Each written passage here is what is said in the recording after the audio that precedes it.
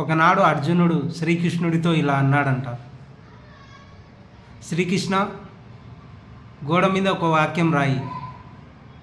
అది ఎలా ఉండాలంటే, సంతోషంలో చదివితే బాధ అనిపించాలి, బాధలో చదివితే సంతోషం అనిపించాలి. అప్పుడు శ్రీకృష్ణుడు ఇలా రాశాడు, ఈ కాలం వెళ్ళిపోతుంది అని. ఈ వాక్యం ఆర్సీబీ అభిమానులకు చాలా బాగా వర్తిస్తుంది. ఎందుకంటే 18 సంవత్సరాల నుండి ఎన్నో అవమానాలు, ఎన్నో విమర్శలు, ఎన్నో ట్రోల్స్ ఎదుర్కొన్నారు.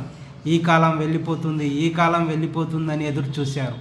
2025 6వ నెల 3వ తేదీ పంజాబ్ ఆర్సీబీ మధ్య జరిగిన ఫైనల్లో ఆ కాలం వెళ్ళిపోయింది. ఎంతో సంతోషపడ్డారు.